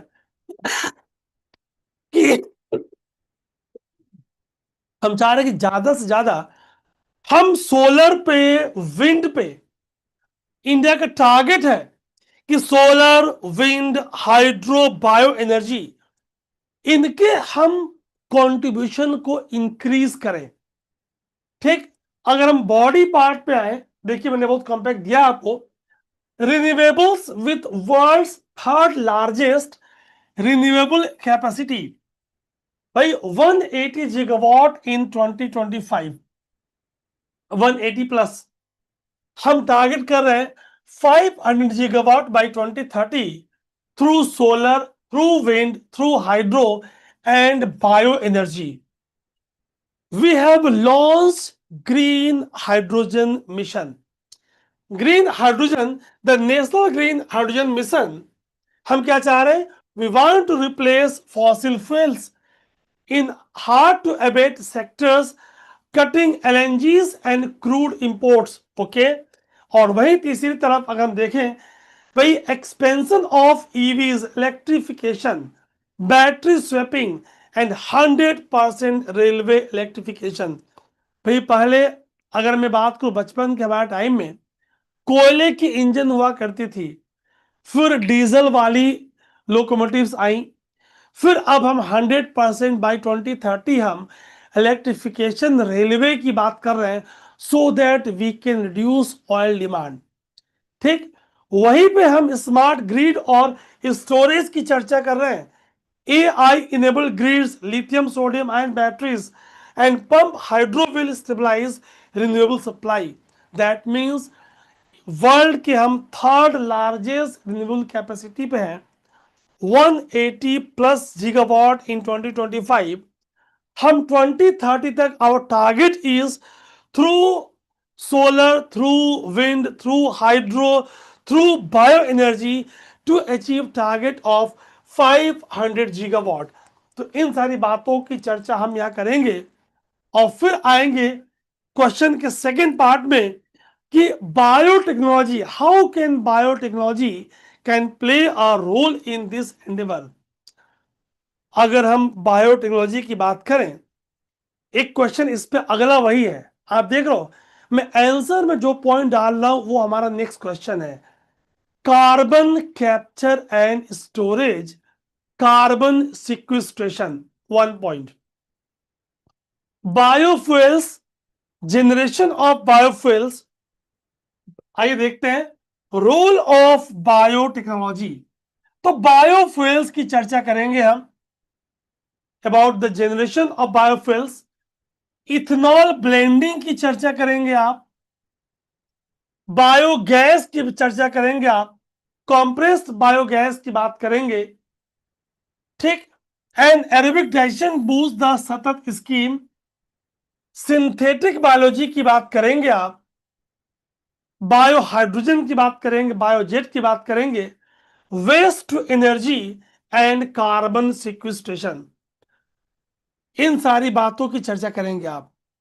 और फिर होप आपने किया भी होगा, और फिर आप लास्ट में गाइस इसे कंक्लूड करोगे, energy independence by 2047 hinges on renewables, hydro, nuclear, and biotech solutions.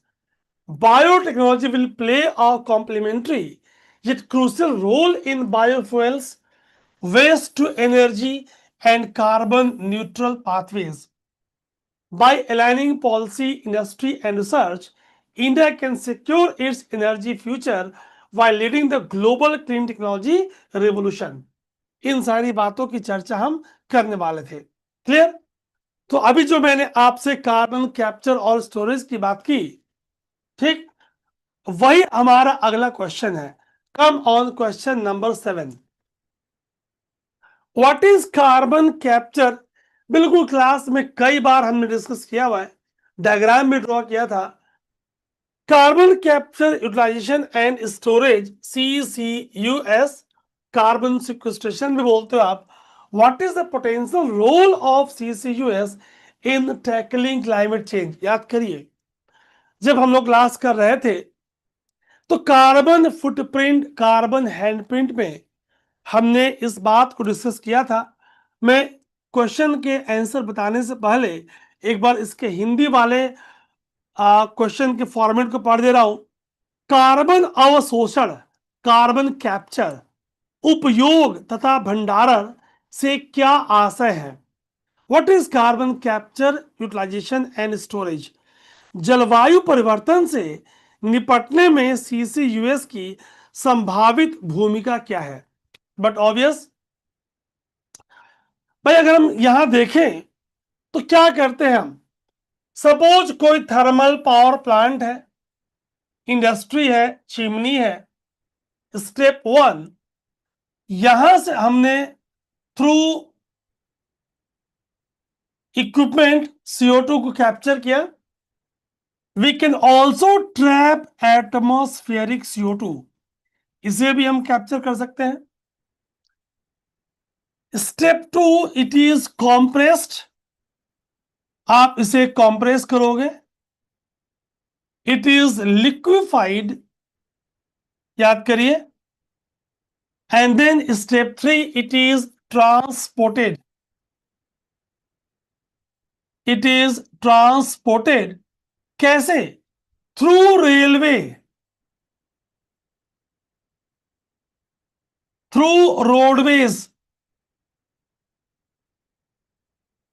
Through pipelines.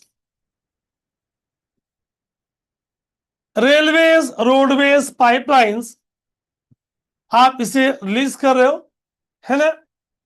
और फाइनली डिपेंडिंग अपॉन रिलीज, अगर कोई फॉरेस्ट डिग्रेडेड है तो यहां हमने किया था टेरेस्ट्रियल कार्बन सिक्विस्ट्रेशन, याद आया क्या? सेडिमेंट्री रॉकी स्ट्रेटा, जिसके पास फॉसिल फ्यूल्स है, वह हमने किया था जियोलॉजिकल कार्बन सिक्विस्ट्रेशन। और फिर ओशनिक, मैं बहुत कॉम्पैक्ट बता रहा हूं, थोड़ा टॉपिक यहां नहीं पढ़ा सकते अभी फिलहाल। ओशनिक कार्बन सिक्विस्ट्रेशन, याद आया? अब यहां से कंसेप्ट लेके आइए ब्रीफ करते हैं हम।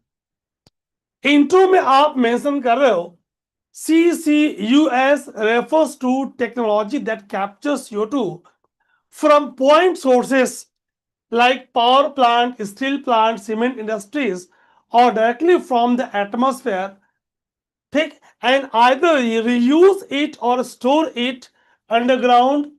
It is recognized by IPCC and IEA as indispensable for global net zero target. भाई थोड़ी तबीयत खराब से चल रही है। जितना CO2 सी CO2 अगर ये एटमॉस्फेयर में रिलीज होता, which is the main green house gas globally, contribute to green house effect. लेकिन अगर हमने CO2 को कैप्चर किया, कॉम्प्रेस किया, लिक्विफाइड किया, ट्रांसपोर्ट किया, और जो फॉरेस्ट डिग्रेड हो रहा है वहां रिलीज किया, it is taken by the forest and now this carbon is called as green carbon। क्या सुनेगा? अगर हमने ओशंस में एक्वेटिक इकोसिस्टम रिलीज किया and it is taken by the algae and involved in the process of photosynthesis, तो हमने इसे कहा blue carbon. No specific term is given for geological carbon sequestration, उसका कोई स्पेसिफिक टर्म हमने नहीं दिया है। ठीक। Role in tackling the climate change, decarbonising. भाई जितना आप कार्बन फुटप्रिंट स्टील इंडस्ट्री का, सीमेंट इंडस्ट्री का, फर्टाइजर इंडस्ट्री का कम करोगे, उतनी क्लाइमेट चेंज को आप रोकने का प्रयास करोगे। एनर्जी ट्रांजिशन सपोर्ट, ठीक, इसके बारे में आप समझने का प्रयास कर रहे हो। More and more biomass based energy. अगर हमने जियोलॉजिकल कार्बन सिक्वेस्ट्रेशन किया तो addition of CO2 will increase the carbon content. क्या होगी? Quality of fossil fuel will be increase, वो यहां पे बढ़ने वाला है। ठीक। और फिर कार्बन सर्कुलर इकोनॉमी की चर्चा करेंगे आप, और फिर लास्ट में आप उसके चैलेंजेस के बारे में बात करेंगे। What are the challenges in the process? ठीक भाई, high capture and storage cost, energy intensive process, capture, transportation, risk of leakage in the case of geological carbon sequestration, lack of large infrastructure, और अभी फिलहाल हमें policy पे और India को काम करने की जरूरत है। There is gap in the financing as well.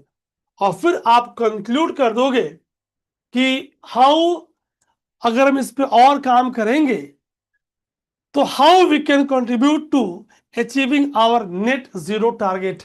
ठीक, जो हम चाह रहे हैं कि भाई अचीव बाय 2070, तो how it will play important role in this. ठीक, तो ये टॉपिक 2013-14 ऑनवर्ड से बार बार कई एग्जाम्स में पूछे गए हैं। आपसे प्रीलिम्स में भी क्वेश्चंस आते रहे हैं, और डायरेक्टली इनडायरेक्टली मेंस में भी 2-3 बार ये क्वेश्चन आया हुआ है। फाइन, चलिए come on the next question. Question number 8 की बात करूं, पर मैं इसकी हिंदी पैराग्राफ इंग्लिश स्क्रिप्ट दिखाऊंगा आपको। भारत में तटीय जल वृत्त में समुद्री जल घुसपैठ एक मुख्य चिंता का विषय है। यह भी बिल्कुल क्लास में हम लोगों ने किया है discuss. Impact of climate change में भी इसकी बात हमने की थी आपसे। समुद्री जल घुसपैठ के क्या कारण हैं तथा ऐसी आपदा का सामना करने के उपचारात्मक उपाय क्या है। अब जरा आंग्ल भाषा देखते हैं। Sea water intrusion in the coastal aquifers is a major concern in India. What are the causes of sea water intrusion and remedial measures to combat these hazards? इस क्वेश्चन को अगर आप ध्यान से देखिए डियर स्टूडेंट्स, तो एक बार आप इंडिया के कोस्ट लाइन को देखें। Complete coast line of 7,500 kilometres including the mainland and the islands. Okay, तो sea water intrusion in coastal aquifers, what are the causes? अगर क्वेश्चन को ब्रेक करेंगे आप, तो एक पार्ट यहां बनना है कॉजेस क्या है। कॉजेस पे हम अभी चर्चा करने वाले हैं ऑफ सी वाटर इंट्रूजन, और फिर रेमेडियल मेजर्स क्या है। हम इस क्वेश्चन को दो पार्ट में, दो major to combat this hazard, ये क्वेश्चन आपका 10 मार्क्स का 150 वर्ड का बट ऑब्वियस आपको कॉम्पैक्ट फोकस करना होगा। आइए देखते हैं, मैंने आपके लिए बहुत ही बेहतरीन कॉम्पैक्ट आंसर दिया हुआ है, please have a look. Intro इतना नहीं कर सकते आप, और कॉम्पैक्ट करेंगे। Sea water intrusion in coastal aquifers refers to, क्या है ये? Landward movement of saline water into fresh water aquifers, making groundwater unfit for drinking, irrigation and industrial use।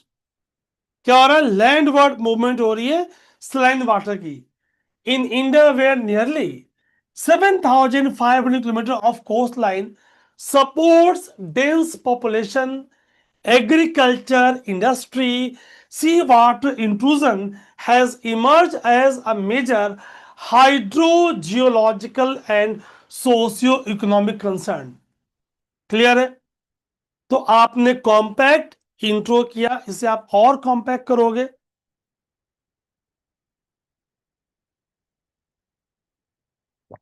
ठीक है।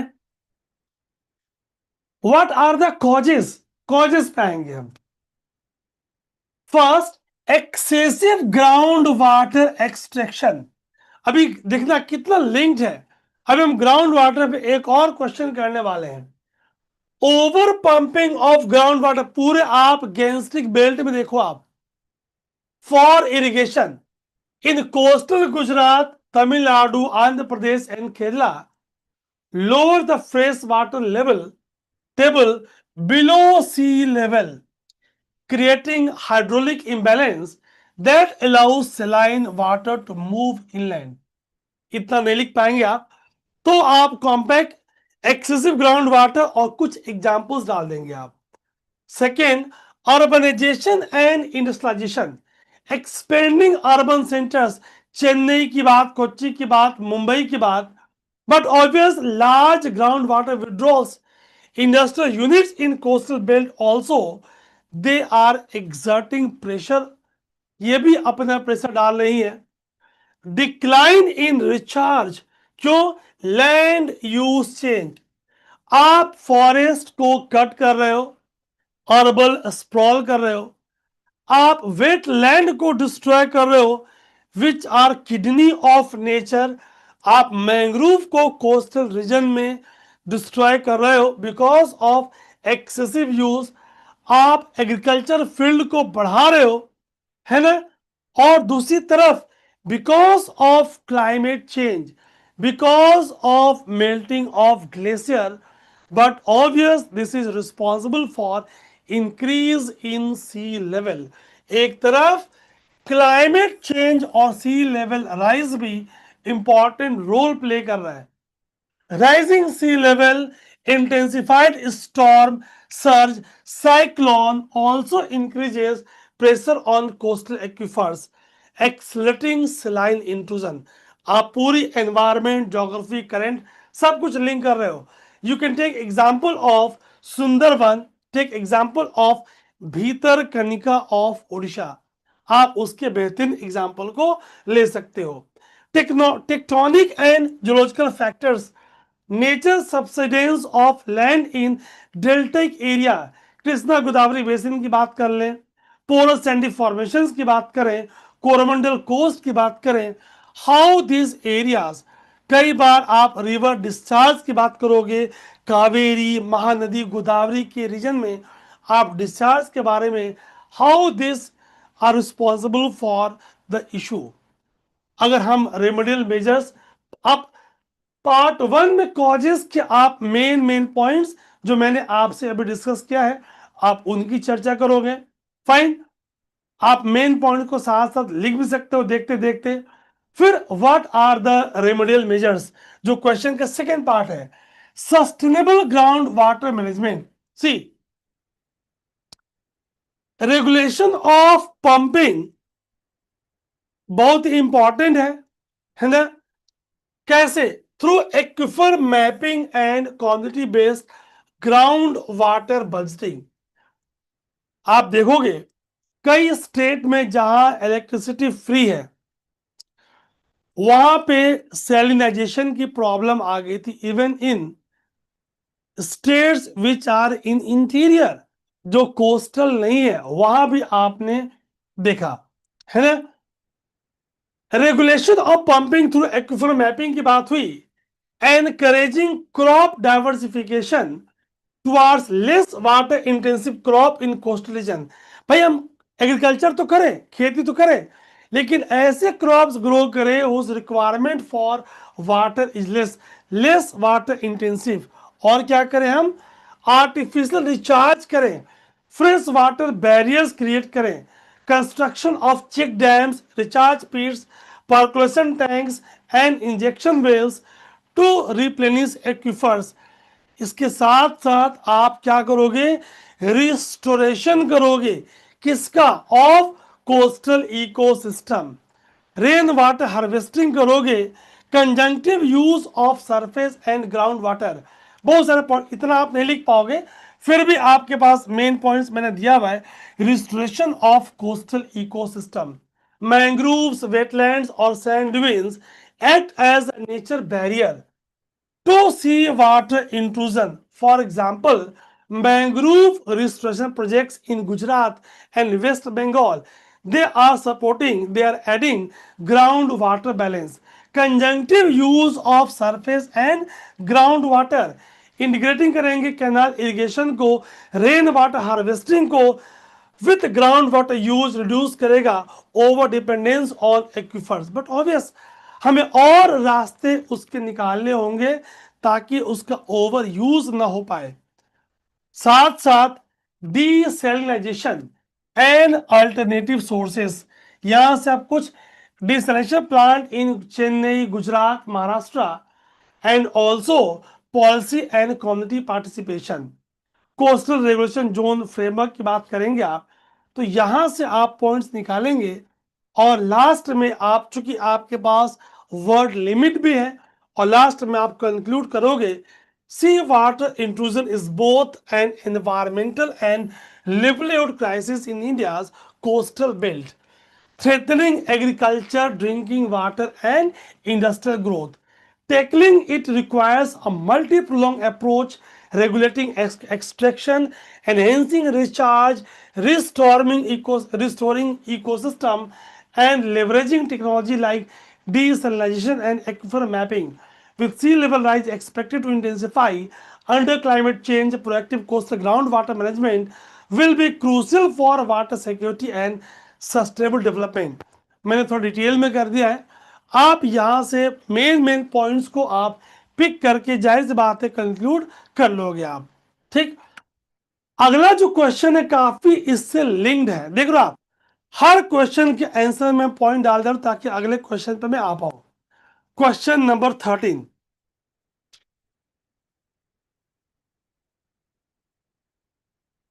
Examine the factors responsible for depletion of ground water. काफी points हमने पीछे discuss किया है। What are the steps taken by government to mitigate such depletion of ground water. अगर इस प्रश्न को देखें, भारत में घटते भूजल के लिए उत्तरदायी कारकों का परीक्षण कीजिए। भूजल में ऐसी छीड़ता को कम करने के लिए सरकार ने क्या कदम उठाए हैं। ठीक, आइए देखते हैं। इसके इंट्रोडक्शन में क्या करेंगे आप, इंट्रो पार्ट में, ground water is the backbone of India's water economy, meeting 65% of irrigation needs and 85% of rural drinking water demand. However, unsustainable extraction क्या हो गया इससे, lead to alarming depletion। अभी मैं कल आपसे बात कर रहा था एक क्वेश्चन के डिस्कशन में कि कैसे गैंस्ट्रिक बेल्ट ने इस बार एक्सपीरियंस किया है severe depletion of ground water. अगर हम ग्रेट इंडियन प्लेन की बात करें तो मैं वहां की चर्चा आपसे कर रहा हूं। हाउएवर, क्या सुनेगा, ठीक, the crisis is multi dimensional with social, economic and ecological implications. तो आपने एक कॉम्पैक्ट इसका इंट्रो दिया है। अगर हम फैक्टर रिस्पॉन्सिबल की बात करें तो मैं मेन पॉइंट्स आपको दे रहा हूं। क्वेश्चन का जो मेन बॉडी पार्ट बता रहे हैं हम, agriculture dependence on ground water. अभी मैं पंजाब की बात कर रहा था आपसे, Punjab, Haryana, western UP, excessive tubewell irrigation, cultivation of water intensive crop, rice, sugar cane and wheat in semi-arid region drains aquifer, free subsidy और subsidized electricity for farmers। किसान को इतनी समझ नहीं है। भले पद्मश्री अवार्डी सुभाष पालेकर ने जीरो बजट नेचुरल फार्मिंग की चर्चा की, लेकिन अभी हमारे फार्मर में उतनी अवेयरनेस नहीं है। तो first is agriculture dependence on ground water. कुछ पॉइंट्स आप यहां से लोगे। Population growth and urbanisation, rising urban population, increase dependence on borewells due to inadequate pipe water supply. Delhi की बात करें, चेन्नई की बात करें, बेंगलुरु की बात करें, so dependence on ground water. Third is industrialisation, textiles, pharmaceuticals, chemicals drop massive ground water volumes for production and cooling. ठीक, और आगे बढ़े, climate change and declining recharge. भी irregular rainfall is also playing important role.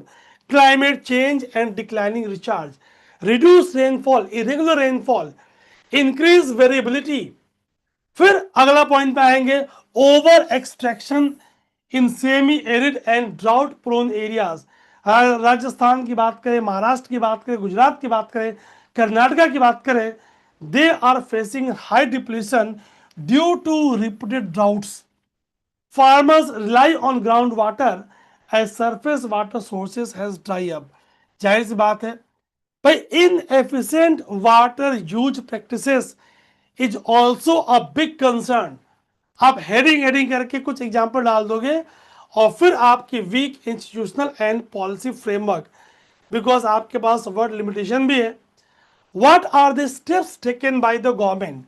So policy और regulation की बात करेंगे। Question का सेकंड पार्ट है अटल भूजल योजना, जो वर्ल्ड बैंक सपोर्टेड स्कीम्स, उसके बारे में मेंशन करेंगे आप। नेशनल वाटर पॉलिसी की बात करेंगे। Role of central ground water authority, आप इसकी चर्चा करने वाले हैं आप। प्रधानमंत्री, अगर वाटर यूज एफिशिएंसी बढ़ानी है तो परंपरागत कृषि विकास योजना, प्रधानमंत्री कृषि सिंचाई योजना। ठीक, submissions on micro irrigations, crop diversification programmes. ठीक, इस तरह की चीजें, ground water recharge and rain water harvesting, Jal Shakti Abhiyan, इनके बारे में आप चर्चा करोगे। National Aquifer mapping and Management Programme, आप इसकी चर्चा करोगे। और Mahatma Gandhi National Rural Employment Guarantee Act, support construction of check dams, pond and recharge structures की बात करोगे। ठीक, अगर अर्बन मेजर्स की बात करोगे, अवेयरनेस की बात करोगे, ठीक, तो सारे पॉइंट्स आप मेंशन कर पाओगे। Main points, awareness and community participation. Awareness is the major part. जब तक कोई स्कीम गवर्नमेंट की ग्रास रूट लेवल पे नहीं आती है और कम्युनिटी पार्टिसिपेशन नहीं होगी, तब तक वो सफल नहीं हो पाएगी। और फिर हम आ जाएंगे वे फॉरवर्ड पे। Shift from supply side focus to demand side management, efficient irrigation, crop diversification, regulatory framework regarding monitor extraction, penalise rule violations, promote करना integrated water resource management combining groundwater, surface water and treated wastewater, encourage climate resilient crop paying pattern। Technology को use करेंगे और इस तरह आप इस question को conclude कर दोगे। आप सारे स्कीम्स की चर्चा हमने आपसे कर ली थी। ठीक, एक और क्वेश्चन इससे लिंक आया हुआ है, how does nano technology offer significant advancement in the field of agriculture. कितने क्वेश्चंस आप क्या है देख रहे हो, आप कितने आप थोड़े अवेयर हो, सिलेबस आपने अच्छे से फॉलो किया है, प्रीवियस क्वेश्चंस आपने देखा है ना। अब ये बहुत ही कॉमन क्वेश्चन है, how does nano technology offer significant advancement in the field of agriculture, how can this technology help to uplift the socio economic status of the farmer. भाई रोल ऑफ नैनो टेक्नोलॉजी, ये question number 15 है, हिंदी में पढ़ दे रहा हूं। Nano प्रौद्योगिकी कृषि के क्षेत्र में महत्वपूर्ण उन्नति कैसे प्रदान करती है, यह प्रौद्योगिकी कैसे किसानों की सामाजिक आर्थिक स्थिति के उत्थान में सहायक हो सकती है। आइए इस क्वेश्चन को देखते हैं। भाई इंट्रो में आपने थोड़ा सा ब्रीफ कर दिया about the nano technology, okay. Advancement of role of nano tech in agriculture, किस किस फील्ड में आप इसे यूज कर रहे हो। Nano fertilisers for efficient nutrient delivery, क्या होगा, it will increase nutrient use efficiency up to 90%। भाई नैनो यूरिया, क्या हो रहा है इससे, लॉस ऑफ फर्टिलाइजर कम हो रहा है, इवेपोरेशन कम हो रहा है, यूज एफिशिएंसी बढ़ जा रही है, ठीक। तो नैनो पेस्टिसाइड्स, एक तो नैनो फर्टिलाइजर हो गया, important point. Second is we are talking about nano pesticides for precision pest management, soil और वाटर की proper management. Nano sensors can detect the soil pH, soil moisture, nutrient level in the real time. भाई आप जो soil की demand है वही उसे आप प्रोवाइड कर रहे हो। नैनो बायोसेंसर और क्या कर रही है, plant disease detection and early warning with help of nano biosensors. अगर हमारे फार्मर्स तैयार हो जाएं तो farmers can take preventive measures reducing crop loss, post harvest management and food packaging, ठीक। Climate resilient agriculture, climate resilient agriculture क्या वो drought resistance plant में आप डेवलप कर दोगे। Nano based carbon capture and soil amendment can mitigate the green house gas emission from agriculture. तो भाई इससे क्या हो रहा है, अगर हम फार्मर्स के क्वेश्चन के सेकेंड पार्ट पे जाएं, क्वेश्चन के सेकेंड पार्ट पे जाएं कि भाई, है ना, कि how it can help to uplift the socio economic status of farmers. आइए पॉइंट समराइज करते हैं। इंक्रीज प्रोडक्टिविटी, देखिए, increase productivity and increase income for the farmers. भाई हायर क्रॉप यील्ड, क्यों, nano fertiliser, efficient fertiliser, nano pest, reduced pest damage, better marketing, high quality residue free produced, reduce crop input, nano urea and nano pesticide requires smaller quantities compared to conventional chemicals, save money on fertilizers, irrigation, क्या हो रहा है ना, improved resilience and food security, employment generation, rural innovation। इतने points आप चुके, word limit भी होगी आपके पास, और फिर मार्केट की कॉम्पिटिटिवनेस की बात करेंगे हम। और इस कदर आप adoption of nano enable practices align with global standards for sustainable farming, ठीक। और फिर आ जाएंगे चैलेंजेस एंड वे फॉरवर्ड, और इस क्वेश्चन को हम कंक्लूड कर देंगे, ठीक। और फिर आएंगे हम गाइस लास्ट क्वेश्चन पे, जो 2015 ऑनवर्ड्स हम पढ़ाते आ रहे हैं, in the aims to become, अच्छा इस वाले क्वेश्चन आएंगे, in the aims to become a semiconductor everyone is talking about, है ना, कि भाई चाइना जो सेमीकंडक्टर में लीड कर रहा है, अभी आपने न्यूज में देखा कि हम चाह रहे हैं कि भाई सेमीकंडक्टर को हम लीड करें। क्वेश्चन देखिए, India aims to become a semiconductor manufacturing hub, what are the challenges faced by semiconductor industry in India? Mention the salient features of the India semiconductor mission. एक तरफ चैलेंजेस क्या है और mission के features क्या है, दो मेन पॉइंट्स आपके पास क्वेश्चन में आ रहे हैं। आइए देखते हैं।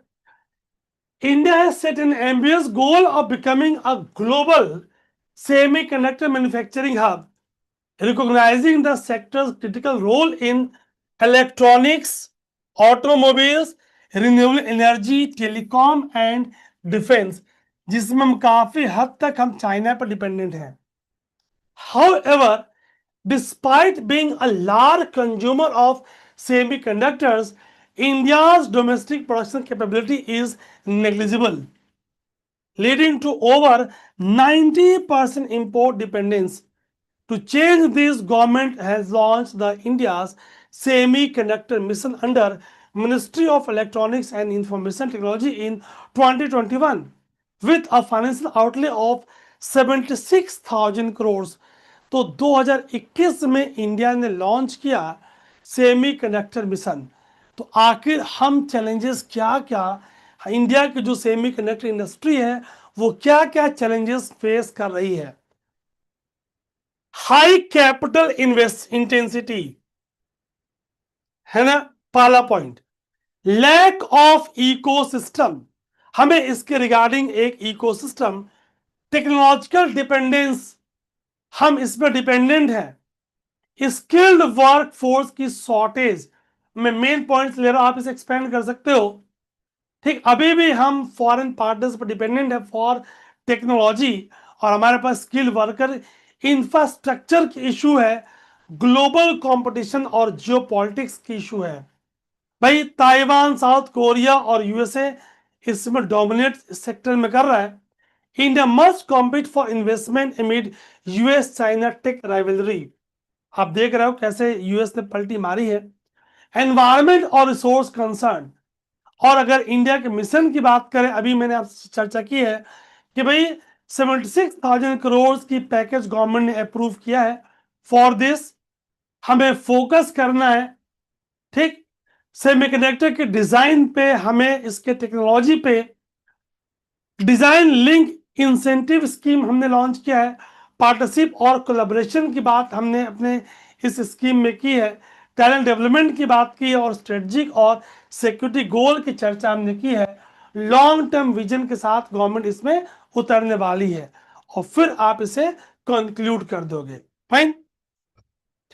तो गाइज ये था हमारा बहुत ही कॉम्पैक्ट ब्रीफ आपसे डिस्कशन। मेन पॉइंट्स आप वीडियो को दोबारा देख के समराइज कर सकते हो। इवनिंग में मिलेंगे आपसे 7 PM में एथिक्स GS4 के डिस्कशन के लिए। ठीक, गॉड ब्लेस यू, जय हिंद।